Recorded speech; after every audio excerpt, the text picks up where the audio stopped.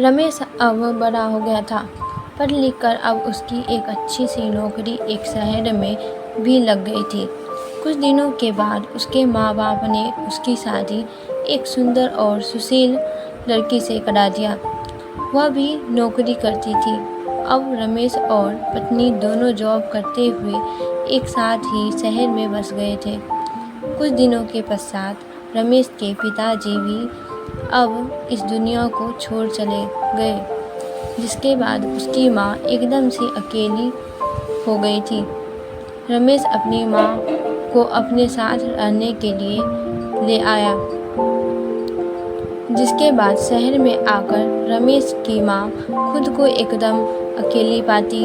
इस तरह उन्हें भी अच्छा नहीं लगता था। लेकिन एक माँ अपने बेटे की हमेशा खुशी चाहती है, सो धीरे धीरे वह शहर में रहना भी सीख गई थी। लेकिन रमेश और उसकी पत्नी हमेशा अपनी माँ को समझाते रहते थे कि ऐसा मत करो, ये मत करो। मतलब कि वे अपने आगे माँ को गांव की तरह से गँवार ही समझते थे। लेकिन माँ की दिल तो हमेशा से अपने बच्चों के लिए बड़ा ही होता है। सो वे सभी बातें चुपचाप सुनकर हाँ में हाँ मिलाकर रह जाती थी।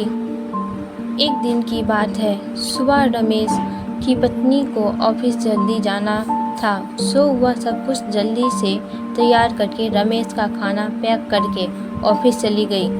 फिर इसके बाद रमेश भी जल्दी जल्दी तैयार होकर ऑफिस निकल गया था। फिर कुछ समय बाद रमेश की माँ ने देखा कि उसका बेटा तो खाने का लंच बॉक्स घर पर ही भूल गया है। तो माँ ने बिना देर करते हुए फटाफट ऑफिस पहुँच गई और पास में एक कुर्सी पर बैठ गई, क्योंकि कंपनी में बाहर के व्यक्तियों को अंदर आने के लिए मना था। सो फिर बेटे को दिक्कत ना हो इसलिए फ़ोन ना करके मैसेज किया। लेकिन रमेश अपने काम में बिजी था, सो माँ के मैसेज पर ज़्यादा ध्यान नहीं दिया। लेकिन उसकी माँ बाहर कब से उसका इंतज़ार कर रही थी। इस तरह कई घंटे बीत गया और इस बीच कई मैसेज भी किया, लेकिन रमेश का कोई उत्तर नहीं आ रहा था। इस तरह रमेश की माँ को चिंता होने लगी थी। लेकिन रमेश अपनी माँ के कई मैसेज आने के बाद वह अंदर ही अंदर खूब गुस्सा होने लगा था।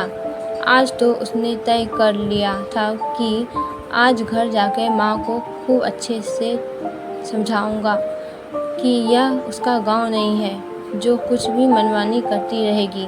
और इस तरह शाम हो गया और रमेश घर जाने के लिए कंपनी के बाहर निकला तो देखा उसकी माँ तो यहीं खड़ी है, जिसे देखकर उसका गुस्सा अब 7वें आसमान पर था और बिना कुछ पूछे ही अपनी माँ को डांट फटकारने लगा कि पहले तो घर में खाली बैठे बैठे मैसेज से परेशान करती रहती है और अब तो उसकी कंपनी में भी आ गई है। आखिर उनका यहाँ गांव नहीं है जो मनमानी करती रहेगी। यह सुनकर रमेश की माँ ने खाने का टिफिन रमेश की ओर आगे बढ़ा दिया, जिसे देखकर रमेश को अब समझाते हुए देर ना लगी कि वह अपना खाना भूल गया था, जिसे माँ ने उसे देने के लिए यहाँ आई थी।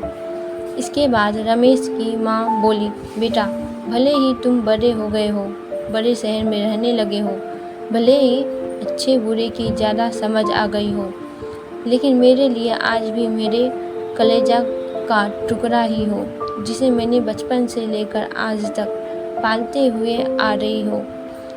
रमेश को अब आंखें खुल चुकी थी कि आखिर उसकी माँ उसकी परवाह करते हुए खाना लेकर आई थी, जिसे वह बिना सोचे समझे अपनी माँ को ही डांटे जा रहा था।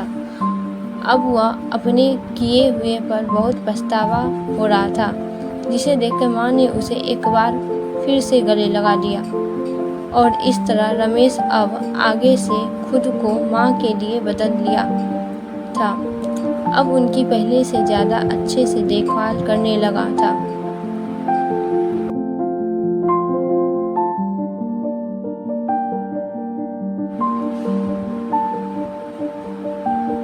हेलो फ्रेंड्स, ऐसे ही कहानी सुनने के लिए चैनल को सब्सक्राइब करें। धन्यवाद।